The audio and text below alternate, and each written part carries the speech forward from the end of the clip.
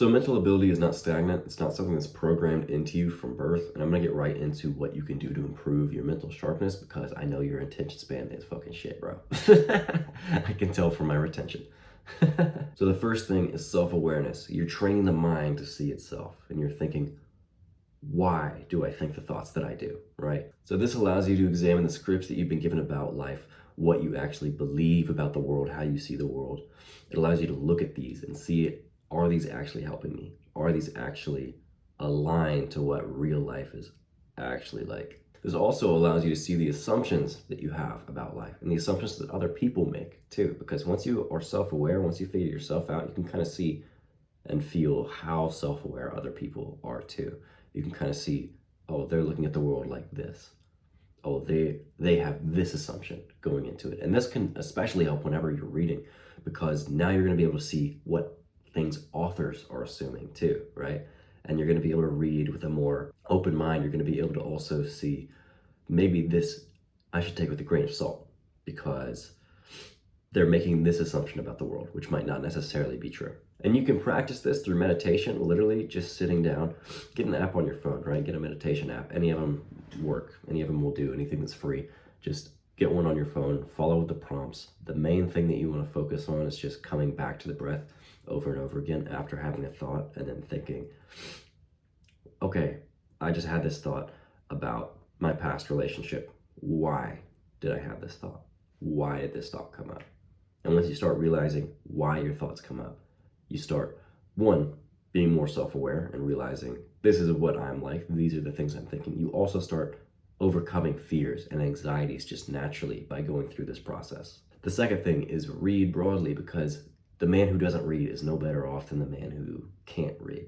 First of all, I want to say school taught you fucking wrong, bro. School made you hate reading because we had to read specific things that we didn't like and we had to finish them all the way through. I'm going to tell you now exactly how you should read to make it freaking exciting and fun. So, first of all, read only what's interesting to you. If there's a book that doesn't interest you, don't fucking read it, bro. You don't have to. There's no reason to. If there's a book that sounds really cool, like maybe you've always wanted to learn how to write really good lyrics in one of your songs, get a book on writing lyrics. Read it. Figure that shit out, man. Anything you want to know is out there to learn. You just have to go seek it out. If you don't like a book, don't read it. Don't finish it. So if you read the first chapter of it and you skip through and you find out that maybe this isn't something I'm interested in, you don't have to finish it, bro. Don't. That's going to kill your love for reading. So literally put it down. Like, don't come back to it. Or if you are interested in it later, do come back to it. But you don't have to. And do what's readily applicable in these books, right? So if you find something about this is how this protagonist in this story ended up overcoming his heart being broken, think, okay, maybe this is something that I could use right now while I'm going through a breakup. Apply this shit to your life, man. And take what works and leave what doesn't, right?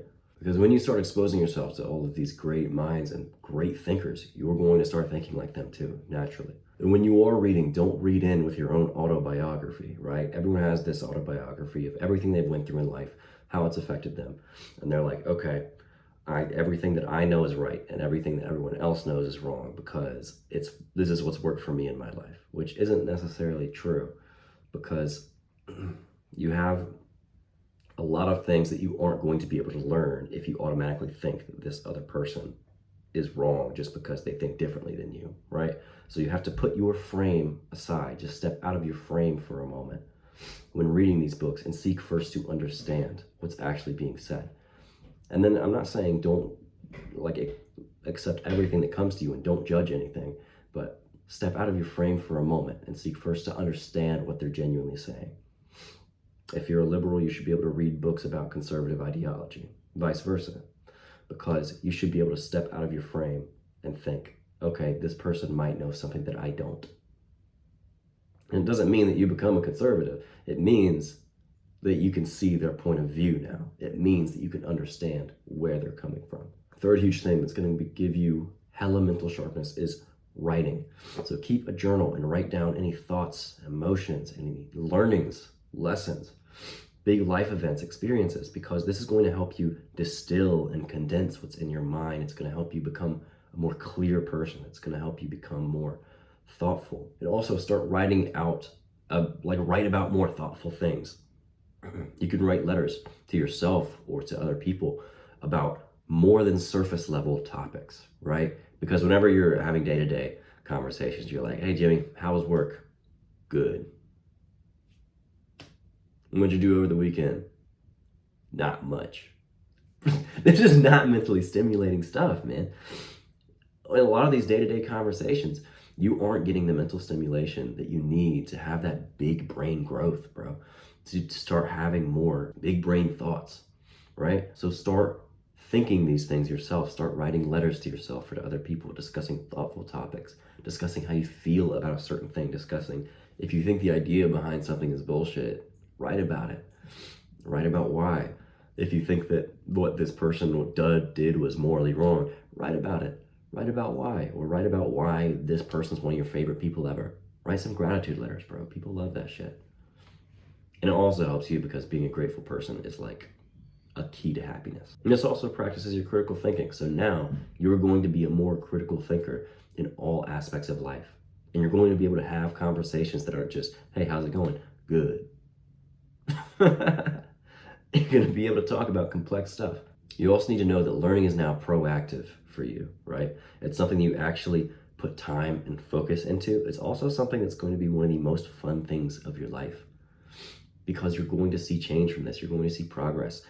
Lifelong learning is what's going to give you the most happiness and results in life. You're going to get the things that you want out of life because you learn how to get them, right? So lifelong learning is the key to improving. If you like hearing underground advice from a small YouTuber, go ahead and hit the subscribe button. Act now and become unstoppable.